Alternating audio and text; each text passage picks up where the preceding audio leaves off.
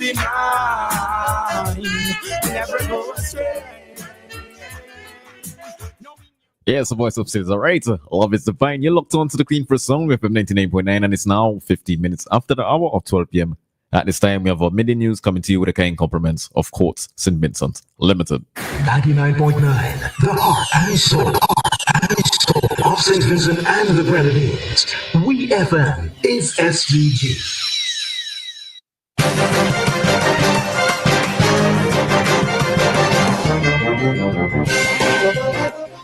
Good afternoon and welcome to VFM's Midday News, brought to you with the kind compliments of Courts St. Vincent Limited. The Quartz 3-day sale is on July 14th to 16th only. Get up to 30% off credit purchases and 15% off cash purchases on select items. And don't miss our daily quickie 1-hour sale from 1 to 2 p.m. with up to 50% off select items. It's all happening for 3 days only at Quartz. Terms and conditions apply. Quartz, bringing value home. Welcome back to VFM's Midday News, brought to you with the kind compliments of Courts St. Vincent Limited. First, on the local scene, the Burial Emergency Resilient Recovery Berry Project was officially launched in St. Vincent and the Grenadines on Monday, July 21st, 2025, at the NIS Conference Room in Kingston.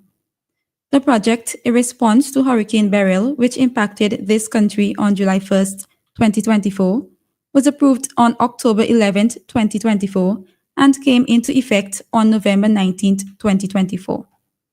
Speaking at the launch, Minister of Finance, Economic Planning and Information Technology, Honorable Camilo Gonsalves, gave an update on the restoration efforts, stating that the restoration of housing for affected persons, electricity and water throughout the country.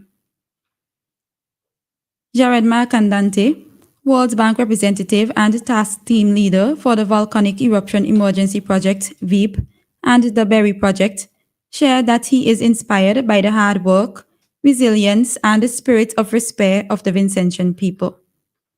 Featured speaker, Prime Minister Honorable Dr. Ralph Gonsalves, reiterated that life is back to normal in St. Vincent and the Grenadines.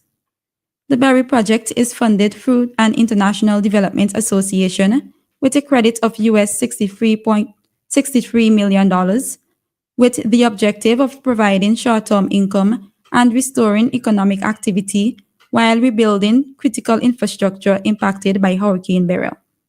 The project is slated to run for 7 years. The National Telecommunications Regulatory Commission, NTRC, is set to conclude the first of its free My App summer programs for the year on July 23, 2025, with a closing ceremony at the Kanawan Secondary School.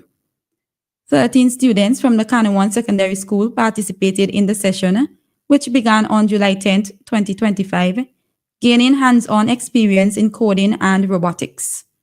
Students learned to code using the Microbit, a pocket-sized microcontroller, and built their own robots, which they then programmed to perform specific tasks.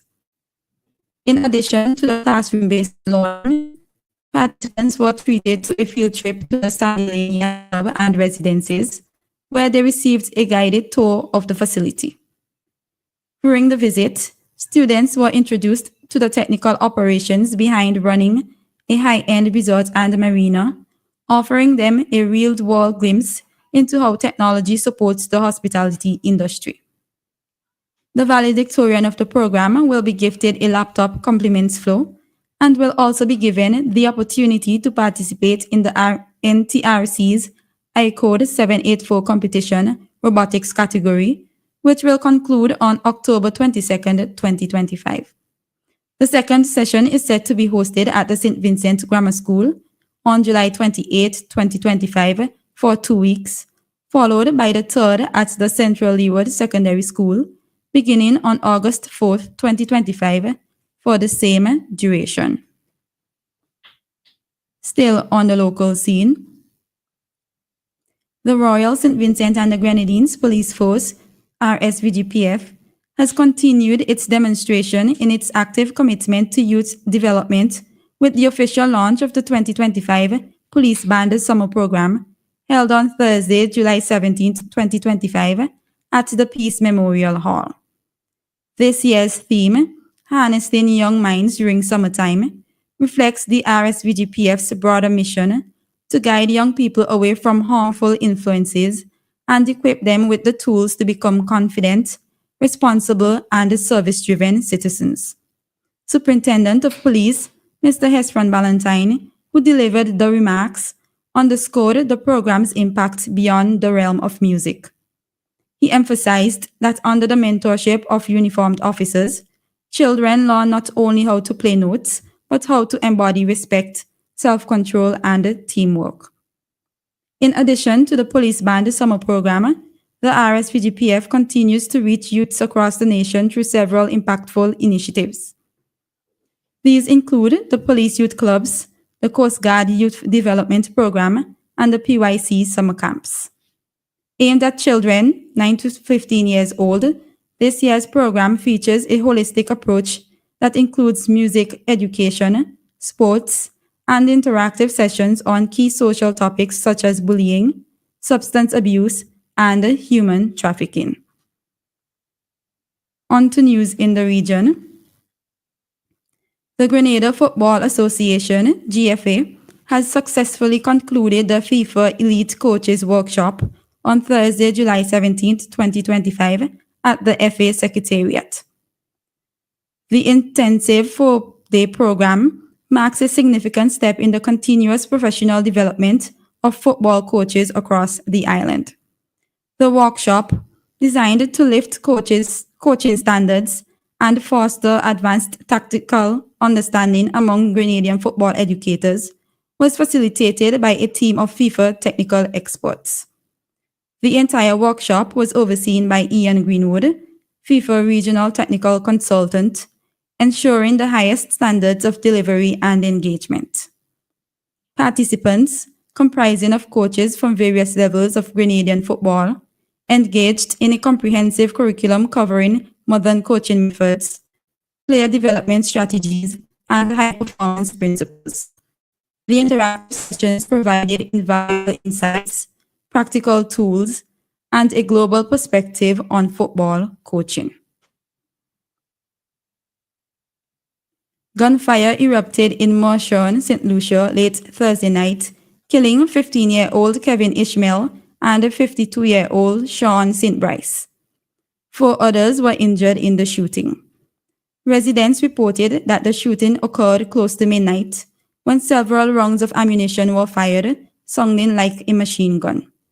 Ishmael was rushed into surgery but later succumbed to his injuries. His mother said she was at work when the incident occurred. She noted that Kevin was attending the Center for Adolescent Renewal and Education Care and wanted to become a mechanic.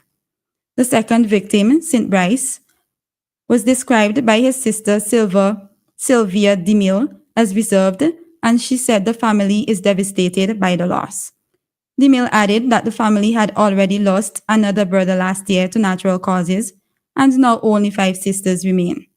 Residents are calling for justice. On the international scene, a former Kentucky police officer has been sentenced to 33 months in prison after being convicted in connection with a raid that resulted in the fatal shooting of Breonna Taylor in her home. After his sentence, he will face 3 years of supervised release. Last year, a federal jury found Brett Hekison guilty of violating Taylor's civil rights by using excessive force. The maximum sentence for the charge was life in prison. The sentencing comes days after the Trump administration asked the judge to give Hekison a 1-day sentence, a position that contrasted with the approach to the case under President Joe Biden. Hekison is the only officer who has been charged and convicted directly in connection with the botched raid. Also, former officer Kelly Goodlett, who pled guilty to conspiring with a colleague to falsify the affidavit used to obtain a search warrant for Taylor's home and to cover up their actions after her death, will be sentenced next year. Taylor became a face of the Black Lives Matter movement in 2020, following her death and the police killing of George Floyd, who was murdered during a police arrest that same year. Finally, in sports, 7-time Grand Slam winner Venus Williams has celebrated victory in the last 16 of the women's doubles at the Washington Open after 16 months away from tennis. The 45-year-old, who accepted a wild card for the tournament, has not completed since the Miami Open in March 2024. She last won at the Cincinnati Open in August 2023. Williams and fellow American Haley Baptiste beat Eugenie Bouchard and Claire Vigoni.